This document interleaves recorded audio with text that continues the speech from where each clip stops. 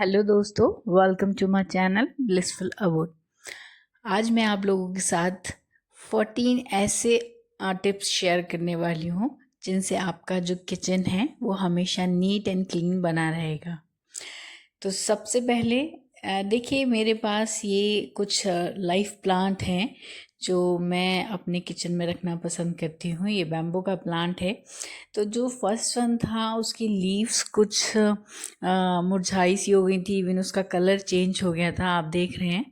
और मैंने इसको रख रखा था अपने स्टोव के ऊपर, मतलब जो ये विंडो पे जगह थी वहाँ पर।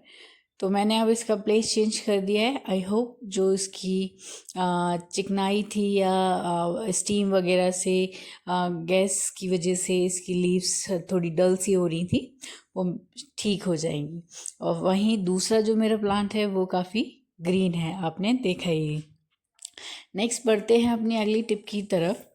किचन क्लीन आपका तभी रह सकता है जब आपने कुकिंग कर ली है। देखिए, कुकिंग करते वक्त सबका ही मैस मचता है, इसमें कोई भी दो राय नहीं है।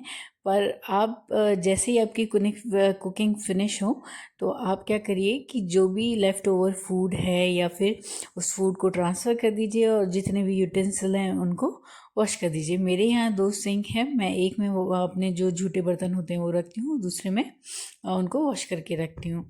नेक्स्ट ये है, कुकिंग करने के बाद जो भी आपके मसाला बॉक्स हो गए, बॉक्सेस हो गए, उन सबको क्लीन कर दीजिए और उसके बाद ही रखिए। नेक्स्ट जो टिप है वो है कि जितने भी आपके यूटेंसिल्स हो गए हैं उन्हें वॉश करिए आफ्टर एवरी मील। देखिए, हमारे घर में खाना जो है 3 बार बनना ही बनना है। आप ब्रेकफास्ट भी बनाएंगे, आप लंच भी बनाएंगे और डिनर भी बनाएंगे। और इन सब में क्या होता है कि जो आपके यूटेंसिल्स होते हैं वो बहुत सारे हो जाते हैं, और अगर आप खुद से ही करते हैं उनको तो वो एक बहुत सारा बर्डन आप पे इकट्ठा हो जाएगा। आप सुबह के और आप सोचें कि ब्रेकफास्ट लंच के एक साथ ही हम कर देंगे तो वो पॉसिबल नहीं हो पाता है। और एक साथ आपको बर्तन क्लीन करने में दिक्कत आएगी, आपको स्ट्रेस भी रहेगा और आप अपने काम को परफेक्टली नहीं कर पाएंगी। और सबसे बड़ी बात है, स्ट्रेस रहेगा। तो छोटे छोटे जैसे आप मील प्रिपरेशन कर रहे हैं तो थोड़े थोड़े जो यूटेंसिल्स हो रहे हैं उनको वॉश करते रहिए। तो यहाँ मेरा लंच हो गया था जैसे कि मैंने बताया आपको। और ये जो सारे जो बर्तन हैं मैं इनको धो दूँगी। अगर आप डिश वॉशर यूज़ करते हैं तो आप इन्हें पानी से धो के डिश वॉशर में लगा दीजिए। मेरे पास डिश वॉशर है, मैं आप लोगों के साथ शेयर करूंगी, पर अभी उसका सॉल्ट ख़त्म हो रहा है, इसीलिए मैं हाथ से अपने जो यूटेंसिल हैं वो वॉश कर रही हूँ। और अगर आपके यहाँ मेड आती हैं तो भी मैं यही सजेस्ट करूँगी, आप एक टब वगैरह ले लें जिसमें आप अपने बर्तनों को रख दें। और नेक्स्ट टिप है, हमेशा अपने सिंक एरिया में इस तरीका का स्ट्रेनर यूज़ करें। इससे क्या होता है, आपकी जो नाली है वो चौक नहीं होगी। नेक्स्ट जो है, हमेशा मैं अपने काउंटर टॉप को क्लीन करने के लिए स्क्रब करती हूँ, दिन में एक बार ज़रूर करती हूँ। वो मैं मॉर्निंग में भी कर सकती हूँ, इवनिंग में भी कर सकती हूँ, जैसे भी मुझे लगता है। इसी से मेरा जो काउंटर टॉप है, आप देख रहे हैं वाइट है, इसे मेंटेन में थोड़ा टाइम तो लगता ही है, और इसी तरीके से मैं मेंटेन कर पाती हूँ क्योंकि मैं इसे डेली स्क्रब करती हूँ।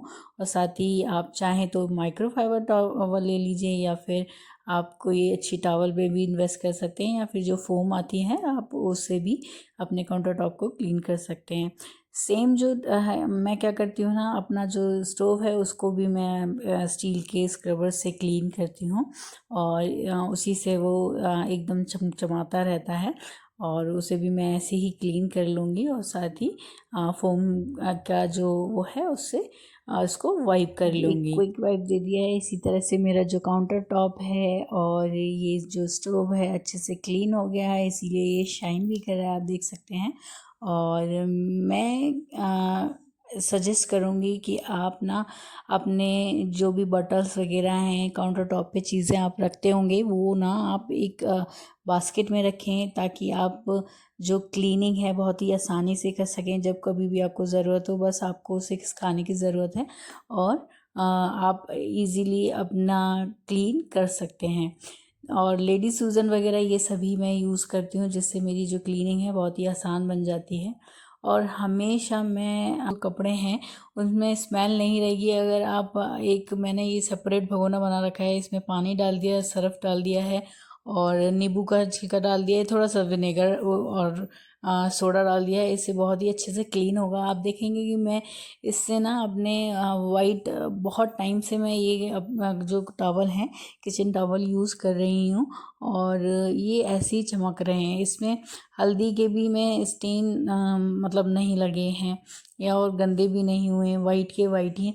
ये रीज़न यही है कि ये साफ़ रहते हैं, क्योंकि मैं इस तरीके से धोती हूँ। मैं प्रीफर नहीं करती हूँ कि इन सबको मैं वॉशिंग मशीन में डालूं, क्योंकि वहाँ चिकनाई का या फिर कहिए किचन की टॉवल या तो हम आप सेपरेट भी धो रहे हैं ना तो बहुत ज़्यादा इफ़ेक्टिव क्लीनिंग नहीं हो पाती है। पर इस तरीके से आप धोएंगे तो आप देखेंगे बहुत ही इफ़ेक्टिव क्लीनिंग होती है, स्मेल नहीं रहेगी कपड़ों में और किचन के कपड़े भी अलग रहेंगे, साफ़ सुथरे बने रहेंगे।